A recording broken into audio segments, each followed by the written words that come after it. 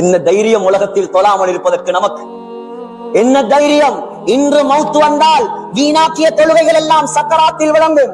பாங்கு சத்தம் காதுல கேக்குது, பள்ளியில செவிடன போல போறான். இப்ப போறார், என்ற பணம் தான் பெருசு, காசுதான் பெருசு, அல்லா பெருசு இல்ல, கடைதான் பெருசு. வாங்க சொல்லி முவத்திட்ட தொழில் அது. அவர் சொல்லட்டுமே, எந்த தொழில நாம் பார்க்கணுமே. எவ்வளவு உரிமை! அல்லாஹ் கூப்பிட்டு வராமல் இருப்பதற்கு உரிமையை நம்மிடம் தந்தது யார்? யார் சகோதரர்களே? இந்த ஜுமாவில் முடிவெடுங்கள். உங்களை நீங்களே ஏமாத்திக் கொள்ளாதீர்கள். ஒரு ரூபா காசு வராத உங்களோட கபருக்கு 1000 ஏக்கர் காணி இருக்கலாம்.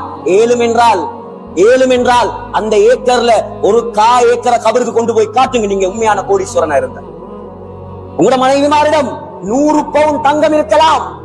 ஏழுமாக இருந்தா 1 பவுன் தங்கத்தை கபர்ல வைக்க சொல்லி பாருங்க. வராது சகோதரர்களே. உலகத்தில் அல்லாஹ்வை சந்தோஷப்படுத்துங்கள். அல்லாஹ்வோட கடமைகளை வீணாக்கி விடாதீர்கள். கை நல்லா இருக்குது, கால் நல்லா இருக்குது, ஜிம் பொடியோட தெரிகிறான், சண்டையா அடிபுடியா ஊருக்கு முன்னால. நான் சொல்றதெல்லாம் பொய்யா சகோதரர்களே? முஸ்லிம் சமூகத்தில் நடக்கிற ஆகப்பெரிய அநியாயம் இதெல்லாம். கைய தந்தவன், கால தந்தவன், ஆரோக்கியத்தை தந்தவன், இவனுக்கு ஒரு 5 நிமிஷம், ஒரு 10 நிமிஷம் நெத்திய நிலத்தில வச்சு சஜதா செய்ய வக்கில்லண்டா எங்களை விட துர்ப்பாக்கியவான் இந்த உலகத்தில் வேற யார் இருக்க முடியும்? எந்த முகத்தோடு அந்த கியாமத்துடைய நாளையில் அவனை பார்க்க இயலாது, சுஜூது செய்ய இயலாது. கியாமத்துடைய நாளையில் அல்லாஹ் வெளிப்படுவான். அந்த ரப்புல் ஆலமீன் 20 வருஷம் 30 வருஷம் நெத்தி கருக்க சுஜூது செய்கிறோமே, அந்த ரப்ப நாங்க காணலே சகோதரர்களே. அந்த ரப்பை காணலாம், அந்த சொர்க்கத்தில் காணலாம். நல்லவர்கள் காண்பார்கள், சுஜூது செய்தவர்கள் காண்பார்கள்.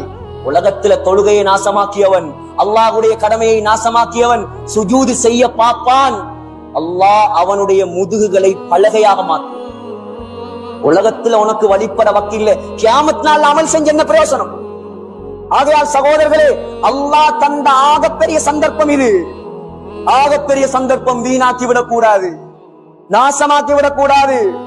ஆயிஷா அம்மா சொன்னாங்க, யா ரசூலல்லாஹ், நீங்க தொழுவிச்ச முசல்லாவுல என்னுடைய வாப்பா நின்று தொழுவிப்பாரா? அவர் எவ்வளவு சொஃப்டானவர், அவர் தக்பீரை கட்டினாலே அழுதுருவாரு. உங்களோட இடம் ரசூலுல்லாஹ்வுடைய இடம், அது லேசான இடமா?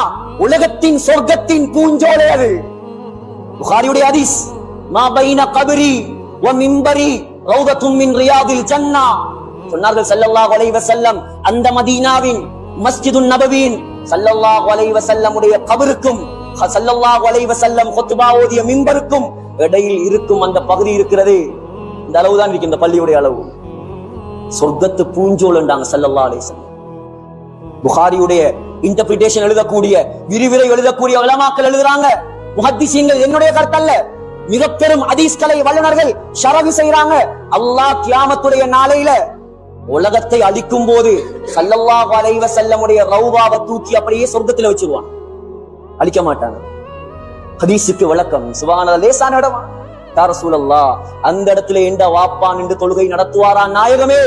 சொன்னார்கள் ஸல்லல்லாஹு அலைஹி வஸல்லம், அவர்தான் தொழுவிக்க வேண்டும், அவர்தான் தொழுவிக்க வேண்டும்.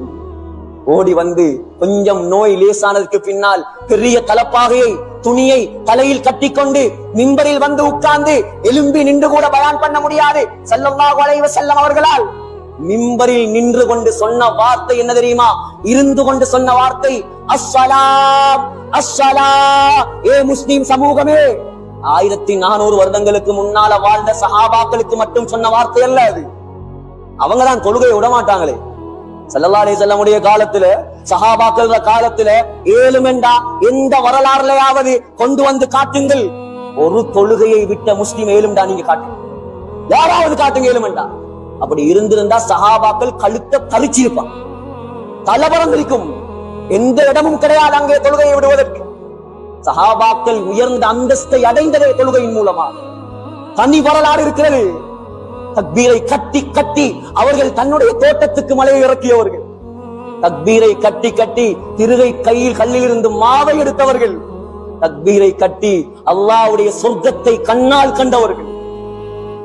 தக்பீரை கட்டி பாஸ்போர்ட்டும் இல்லாம, விசாவும் இல்லாம, ஏர்போர்ட்டும் இல்லாம, பிளைட்டும் இல்லாம கம்மண்டலுவையில மதவாக்குளத்துல இருந்து கொண்டே கனடா வரைக்கும் போய் வார காலம். எவ்வளவு அழகான தொழுகைகள்! அல்லாஹ்வுடைய உதவி இறங்குமா? அல்லாஹ்வோட உதவி இறங்குமா? ஏன் தெரியுமா? தொழுகையில என்ன ஓதுறேன்னு அவருக்கே தெரியாது. தொழுகையில என்ன ஓதுறேன், ஃபாத்திஹாவோட அர்த்தம் என்ன, அத்தஹியாத்துடைய அர்த்தம் என்ன, ருக்குல என்ன அர்த்தம், சுஜூதுல என்ன அர்த்தம், ஒன்றுமே தெரியாது. அப்ப எப்படி தொழுகையில உள்ளச்சம் வரும்? படிக்க ரெடி இல்ல, தொழுகையுடைய கவனம் குறைவு. ஆகையால் சகோதரர்களே, லேசான வணக்கம் அல்ல தொழுகை. யாருக்கு தொழுகை இல்லையோ அவனுக்கு இஸ்லாத்தில் எந்த பங்கும் கிடையாது, எந்த பங்கும் கிடையாது. புலனறுவையில ஒரு ஊர்ல ஒரு மையவாடியை கட்டி வச்சிருக்கிறாங்க. தொழாதாக்களை இங்கதான் நடக்குது. பயத்திலேயாவது தொழுவாங்க. யாராவது விரும்புவானா? தொழாதவனுக்கு வேற மையவாடி யாராவது விரும்புவானா? இது அவர்களுடைய சட்டம் அல்ல, இது இஸ்லாமிய ஷரியா சட்டம். இஸ்லாமிய நாடாக இது இருந்தால் தொழாத ஆக்கள் எல்லாம் இன்றைக்கு முன்சப்ல இருப்பாங்க பள்ளிவாசல். இஸ்லாமிய சட்டம் நிறைவேற்றப்படும் நாடாக இருந்தால், இஸ்லாமிய நாடெல்லாம் இப்ப தலையில் நாடு, அது வேற. இஸ்லாமிய சட்டம் நிறைவேற்றப்படும் முஸ்லிம் நாடாக இருந்தால் ஒன்று அவர் மையத்தாக இருக்கணும், இல்லாட்டி அவர் பள்ளியில் ரெண்டுதான். ஒன்று மையத்தாக, இல்லாட்டி மஸ்ஜிதுல வந்து சுஜூது செய்யும். இதுதான் தொழுகை. இது லேசில்ல. உமர் ரலியல்லாஹு அன்ஹு இஸ்லாமிய சாம்ராஜ்யத்தை 22 லட்சம் சதுர மைல் கிலோமீட்டரை இஸ்லாமிய சாம்ராஜ்யமாக கொடிகட்டி பறக்க வைத்தவர். புரட்சி என்றால் என்னவென்று தெரியுமா? என்னது கின்னஸ் காரனுக்கு, கின்னஸ்ல அதையும் இதையும் குப்பையும் போட்டு எழுதி வச்சிருக்கிறானே, புரட்சியாளர்கள் பேர்ல யாரெல்லாம் எழுதி வச்சிருக்கிறானே. புரட்சி என்றால் என்னவென்று தெரியுமா அவனுக்கு? உலகத்தில் உண்மையான புரட்சி செய்தவர் ஸல்லல்லாஹு அலைஹி வஸல்லம். உலகத்தின் புரட்சிக்கு உதாரணம் உமர் ரலியல்லாஹு அன்ஹு. முஸ்லிம்கள் மாத்திரமா, அந்நியர்கள் கூட சொல்லிவிட்டார்கள், உமருடைய ஆட்சி வந்தால்தான் இந்த உலகத்தில் மீண்டும் நீதி நிலைநாட்டப்படும். 1400 வருடங்களுக்கு முன்னால் இந்த உம்மத்து இழந்த உமருடைய ஆட்சி கியாமத் நாள் வரைக்கும் வராது, கியாமத் நாள் வரைக்கும் கிடைக்காது. அதற்கு ஈசா அலைஹிஸ்ஸலாம் வரும் வரைக்கும் இந்த உலகத்தில் நீதி நிலைநாட்டப்படாது. அதற்கு மஹ்தி அலைஹிஸ்ஸலாம் வரும் வரைக்கும் இந்த உலகம் உமருடைய ஆட்சியை காணாது. அவரை பற்றி மாத்திரம் 1000 குத்துபா ஓதலாம். அவருடைய நீதியை பற்றி தனி குத்துபா, அவருடைய நியாயத்தை பற்றி தனி குத்துபா, அவருடைய தக்வாவை பற்றி தனி குத்துபா. அல்லாமா இப்னு சீரின் கனவுக்கு விளக்கம் சொல்லும் மிகப்பெரிய ஆளும். உலமாக்கள் சொல்றாங்க, யூசுப் அலைஹிஸ்ஸலாத்துக்கு பின்னால் அல்லாஹ் இந்த உலகத்தில் கனவு விளக்கத்தை இப்னு சீரினுக்கு தான் ஆக ஆழமாக படித்து கொடுத்திருந்தார். சொல்றார், ஹஜ்ரத் உமர் ரலியல்லாஹு அன்ஹுவை கனவுல கண்டாலே கனவு கண்டவர் தக்வாதாரியாக மாறுவார், கனவு கண்டவர் ஈமான்தாரியாக மாறுவார். எப்படி தலைவர் அவர்! மஸ்ஜிது நபவியில் சுபஹ் தொழுகையில் முதலாவது ரக்காத்தை முடித்துவிட்டு இரண்டாவது ரக்காத்தில் எழும்பி நின்று கொண்டு ஓதிக்கொண்டிருக்கிறார் ஹஜ்ரத் உமர் ரலியல்லாஹு அன்ஹு. வெளிச்சம், லைட்டுகள், போக்கஸ் பல்புகள் இல்லாத காலம், ஈமானுடைய வெளிச்சம் மாத்திரம் இருந்த காலம். ஹஜ்ரத் முகீரத் இப்னு ஷுஅபா ரலியல்லாஹு அன்ஹுடைய அடிமை, முகீரத் இப்னு ஷுஅபாவுடைய அடிமை அபூ லுஅலுஆ ஃபைரோஸ் என்பவன் என்ன செய்தான்? ஒரு கத்தியை வைத்திருந்தான். எவ்வளவு பயங்கரமான கத்தி என்றால், 2 பக்கமும் கூராக்கப்பட்டு நடுவில் புடி போடப்பட்ட கத்தி. அந்த கத்திக்கு அரபியில் பெயர் ஹஞ்சர். ஹஞ்சர் என்ற கத்தி. சகோதரர்களே, அந்த கத்தியில நஞ்சை பூசி வைத்திருந்தார். உமர் சுப்ஹானல்லாஹ் சொல்லும் பொழுதே இந்த உலகத்துக்கு ஏற்பட்ட பேரிழப்பது, உலகம் காணாத இழப்பு அது. நபி அலைஹிஸ்ஸலாத்துக்கு பின்னால் ஸல்லல்லாஹு அலைஹி வஸல்லமுடைய அருமை ஹலீஃபா தக்பீரை கட்டி தொழுவித்துக் கொண்டிருக்கிறார். 2வது ரக்காத்தில் குத்தினான். ஓடி வந்த உமர் ரலியல்லாஹு அன்ஹுவை 3 குத்து குத்தினான்.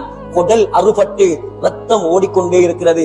ஹஜ்ரத் உமர் ரலியல்லாஹு அன்ஹு அப்படியே தொழுகையிலேயே மயங்கி விழுந்து விட்டார். ஹஜ்ரத் உமரோடு சேர்த்து 12 சஹாபாக்களை குத்தினான், பிடிக்க வந்தவர்கள்.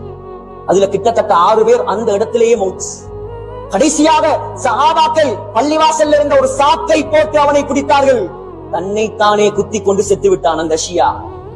சகோதரர்களே, உமர் ரலியல்லாஹு அன்ஹுடைய ரத்தம் மஸ்ஜிது நபவி எல்லாம் ஓடுகிறது. ஹஜ்ரத் உமரை, அந்த ஒப்பற்ற கலீஃபாவை, உலகத்தில் நீதியை நிலைநாட்டியவரை சஹாபாக்கள் சுமந்து கொண்டு போய் வீட்டில் வைக்கிறார்கள். முழிப்பு வந்த உடனே முதலாவது கேட்ட கேள்வி, நமக்கு முழிப்பு வந்தா இந்த காணி, இந்த கார், இந்த மனைவி, இந்த 100 பவுன் நகை, இந்த கட்டிலுக்கு கீழே இவ்வளவு இருக்குது, இந்த பேங்க்ல இவ்வளவு அக்கவுண்ட்ல இருக்குது, இதெல்லாம் எடுத்து இவங்களுக்கு கொடுத்துருங்க. அவர் பேங்க்ல 1 ரூபாவும் இல்லை, அவர் ஜனாதிபதி தான். உலகத்தையே கட்டியாண்டவர் தான். ஆனால் பைத்துல் மால்ல கூட ஒரு ரூபா சுரண்டியது கிடையாது.